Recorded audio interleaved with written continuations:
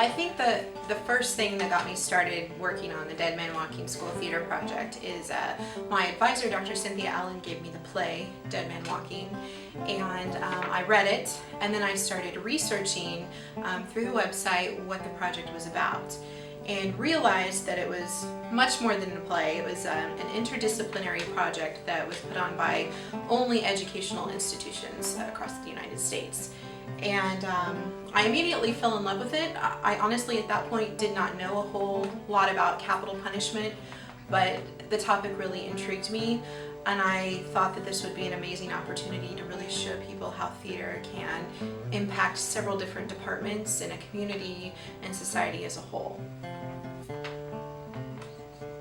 I initially started speaking to classes on campus last fall, and even some last summer as well. And one of the first classes I started talking with was the poetry class, and we came up with this really awesome plan to not only have them write poetry, original poetry to be featured in the programs, but to also incorporate it throughout our set design. So that was a really artistic interpretation when speaking with that class. But then we moved on to the more, I guess you would say, the classes that were much more interested in debating the topic of capital punishment, and moved on to several classes where we spoke. And I really enjoyed that because I learned a lot about the project myself, because I got to see two different viewpoints.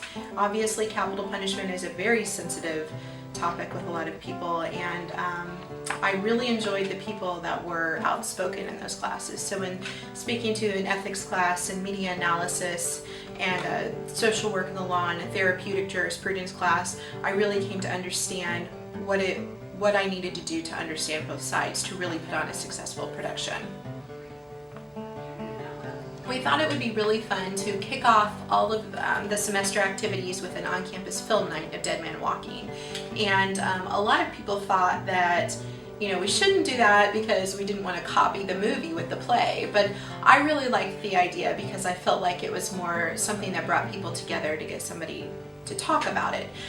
So we got Social Work Plus on board. They decided to provide pop and candy, and then Fort Scott Community College donated some popcorn to us, so we were able to pop some free popcorn for everybody attending. And we had so many people in the community that were willing to advertise for that, churches and of course the different departments, and they all just kind of came together to help with it in the end. And I feel like it was really important because it wasn't just about promoting auditions or the rest of the events. It was about getting everybody together to see what the story was about, and kind of reflect a little bit about the death penalty and realize what it was that we were doing on campus in all of these different departments. We had a little over 100 people attend, and it was a great opportunity for us to pass out bookmarks that we made to promote the event, the play, auditions, and Sister Helen and Rob Warden's lectures. It was a great opportunity to promote all of those things. We had the auditions for Dead Man Walking on March 6th and 7th, which was about 6 weeks out of the production itself. So that's not very much time, but we had about a little over 30 people come to auditions, which was very exciting to see. It's such a great turnout. And with a cast of 17 people, it was a very tough decision because we had a ton of very talented people show up for that. Basically at auditions, what I like to do is get people warmed up first, take them through a series of relaxation warm-ups and breathing warm-ups, articulation exercises to get their muscles and their jaw relaxed, because that's very important before performing, and then also to kind of build the energy and build the team. Rob Warden came to Pittsburg State University, and he is the executive director at the Center on Wrongful Convictions at Northwestern University, and he came to speak about wrongful convictions and exonerations of people on death row and in prison, and it was a very captivating lecture that filled the Crimson and Gold Ballroom and organized by social work students Sarah Mills and Abby Sutton as part of their macro projects. We had a ton of people involved in this process and this project throughout the last year or two, and Sister Helen's lecture, it was it was sponsored by PALS, Performing Arts and Lecture Series, so they set that up, and Social Work Plus co-sponsored that and sold books for them, and 2 social work students also headed up the t-shirt sales for the Dead Man Walking School Theater Project. So they did a wonderful job there. The Kansas Coalition Against the Death Penalty was also at Sister Helen's event, as well as Rob Warden's lecture, which is very exciting. Sister Helen Prejean is a national activist who is the author of Dead Man Walking, an eyewitness account of the death penalty in the United States, and The Death of Innocence, an eyewitness account of wrongful executions. And she's currently working on a new book as well called River of Fire, My Spiritual Journey. She is actually the central character in the play Dead Man Walking, who Susan Sarandon played in the 1996 film, directed and written by Tim Robbins. And Tim Robbins also wrote the play, so we thought, how cool would it be to bring her to Pittsburgh? We actually didn't think that would be a possibility, but with the help of PALS and Social Work Plus and the communication department, we were able to do that. She has not only had her story turned into a film, but it's also been turned into an opera and now a play that we're putting on here at the university.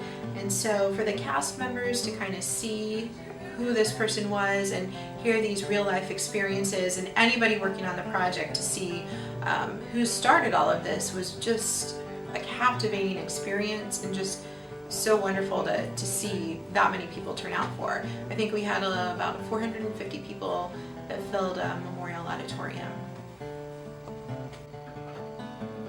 Well, there are obviously a lot of different design elements in this production, but one of the more unique and interesting ones that we introduced for this play specifically was photography.